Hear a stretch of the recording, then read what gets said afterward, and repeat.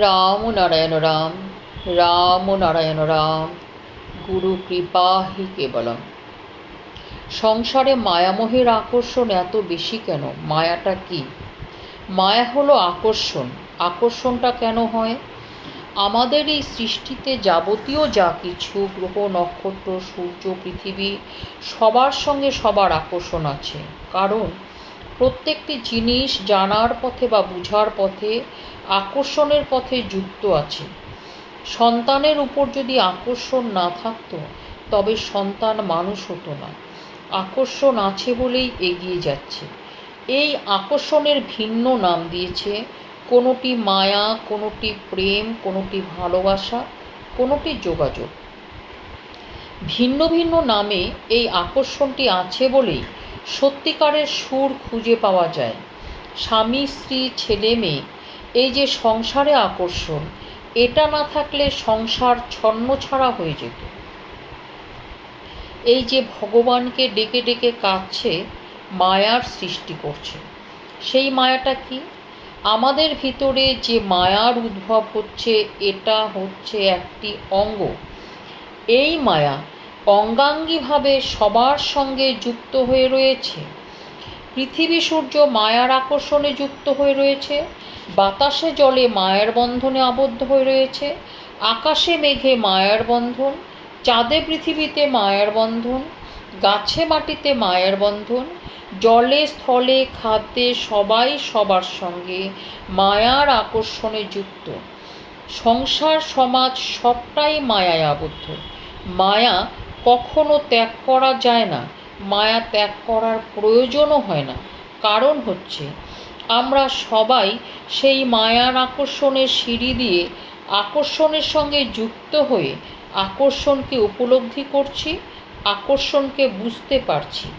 এই যে ইন্দ্রিয়ের আকর্ষণ, খাদ্যের আকর্ষণ, ভালোবাসার আকর্ষণ, সমস্ত জীবনে এই যে একে অন্যের সঙ্গে যোগাযোগের আকর্ষণ, এই আকর্ষণ থেকে আমরা কি বুঝতে পারছি? বুঝতে পারছি সেই বিরাট মহামায়ার সঙ্গে যুক্ত হওয়ার জন্য এই আকর্ষণ।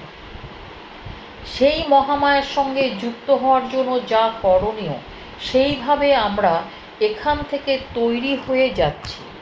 মায়ার আকর্ষণে, সৌন্দর্যের আকর্ষণে, গুণের আকর্ষণে তোমাকে এগিয়ে নিয়ে যাবে সেই মহামায়া। কোন মায়া ত্যাগ করতে বলেছে? যেটা উৎকট মায়া, সেইটা ত্যাগ করবে। এই সংসারের উপরে তোমার চিন্তাধারা 60, 62, 70, না হয় 100তেই ধরলাম। চলে যখন যেতেই হবে তখন মাত্রার পুটলিটুকু গুছিয়ে নিতে হবে, সম্বল সঙ্গে নিতে হবে। আমার 100 বছরের আয়ুর জন্য 1,00,000 বছরের ভাবনা ভাবলে তো চলবে না। সেইটি হলো মায়ার বন্ধন। মায়া ত্যাগ করো মানে কি? যা আছে তা ত্যাগ করা নয়, যা আছে তা রেখে তার অতিরিক্তকে ত্যাগ করা। যা আছে সেই পর্যন্ত তুমি ভাবো, তারপরের ভাবনাকে তুমি ভাবতে যেও না, গেলেই তুমি ফেঁসে পড়বে। আমরা কিন্তু সেইখানেই ভুল করি। 60, 70, 100 বছরের রাত্রটা কোনো মতো করে কাটিয়ে নিতে পারলেই তো হলো। এর জন্য ঝগড়া, বিবাদ, হিংসা করে লাভটা কি? 60, 70, 100 বছরের রাত্রটা একটু লম্বা হয়ে যাওয়াতে কথাটার গুরুত্ব কমে গেছে। একটা রাত যেমন তাড়াতাড়ি শেষ হয়, 60, 70, 100 বছরের রাতটা সে তুলনায় অনেক বড় হয়ে যায়। এই 60, 70, 100 বছরের ভাবনাটাকে 1,60,000 বছর ভেবে নিয়ে যত অন্যায়, অপরাধ, ত্রুটি, কুবৃত্তি, ব্ল্যাক মার্কেট, এই সবের দিকে এগিয়ে যায় এবং গিয়ে প্যাচে আটকিয়ে পড়ে। এমন মায়ার প্যাচে আটকায় যে সে গিট্টু আর খোলে না। মায়াটা হলো এমন একটা গিট্টু, যে গিট্টুতে ভগবানকে পাওয়া যায়, আবার এতে ভগবানকে না পাওয়ার গিট্টুও হয়ে যায়। একটা হলো হরকা গিট্টু, আর একটা হলো সিঙ্গা গিট্টু। বলেছে সেই মায়া ত্যাগ করো, সীমায় থাকো, সীমা ছাড়িয়ে যেও না। স্রষ্টা বলেছেন, আমি তোমাদের যেই বুদ্ধি, বৃত্তি, বুদ্ধি ইন্দ্রিয়াদির মধ্যে যা সহজ গতিতে দিয়ে দিলাম, তোমরা সেই সহজ গতির ভিতর দিয়ে এগিয়ে যাও। তিনি বলেছেন, তোমাদের বুদ্ধিবৃত্তির ভিতর আমি যা দান করলাম সেই হিসাবেই তোমাদের আমি ন্যস্ত করেছি। তোমরা আমার দেওয়া বুদ্ধিবৃত্তির ওপর এমন কোনো কারিকুরি করতে যেও না, ব্যতিক্রম করতে যেও না যাতে তুমি ফেঁসে পড়তে পারো। যে মায়া সহজ গতিতে আছে সেই মায়ার পথ দিয়ে আমি তোমাদের টেনে নিয়ে যাচ্ছি। তোমরা সেই পথের পথিক হয়েও। তার মধ্যে আর কোনো উৎকট মায়াকে টেনে নিও না। সমসুরে বাঁধো, বাড়তি যেটা সেটা ত্যাগ করো। আমি তোমাদের জ্ঞানের কাঁটা ঠিক করে দিয়ে পাঠিয়েছি। কম্পাসের কাঁটা যেমন চারিদিকে ঘোরালেও উত্তর মুখে থাকে, সেই রকম তোমাদের জ্ঞানের কাঁটা ঠিক রেখে চলো। আর দেখো, মায়ার এই যে আকর্ষণ, এই যে সবার সঙ্গে সবার সম্পর্ক শক্তিটা রয়েছে, এই সম্পর্কের ভিতর দিয়ে আকর্ষণ শক্তিটা জাগ্রত রয়েছে। কিন্তু কেন এই আকর্ষণ? কথায় বলে স্বর্গের সিঁড়ি।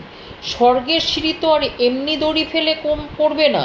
স্বর্গের সিঁড়ি হলো ওই আকর্ষণের মাঝে যে সিঁড়ি রয়েছে, সেই সিঁড়িটা দিয়ে আমাদের যেতে হবে। এই সিঁড়িটা যে কত সুন্দর, এটা দেখবার যদি যন্ত্র থাকতো তবে দেখতে পেতে। এই সিঁড়ি সবাইকে লিফটের মতন নিয়ে যাবে, টানা হ্যাচড়া করে যেতে হবে না। এই সিঁড়িটা কিসের জন্য? এই পৃথিবীকে যে টেনে রাখতে পারে, সূর্যকে যে টেনে রাখতে পারে, সমস্ত গ্রহ উপগ্রহকে যে টেনে রাখতে পারে, সেই টেনে রাখার শক্তিটার থেকে যখন আমরা এসেছি তখন আমরা তো সেই শক্তির সঙ্গেই যুক্ত।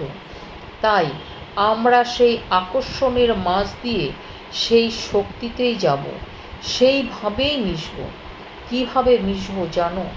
আমরা বীজ হয়ে এসেছি, গাছ হয়ে বার হলাম, আবার ফল ফুল হয়ে বীজ হয়ে যাব। আমাদের কোনো অসুবিধা নেই, আমরা ঠিক চলে যাব। ওই যে আকর্ষণের রাস্তা, ওই রাস্তা দিয়ে আমরা সবাই এগিয়ে চলে যাব। অতি অপূর্ব সেই রাস্তা। এই রাস্তা স্রষ্টা আমাদের যাওয়ার জন্যই তৈরি করে রেখেছেন। রাম নারায়ণ রাম, রাম নারায়ণ রাম, গুরু কৃপা হি কেবলম।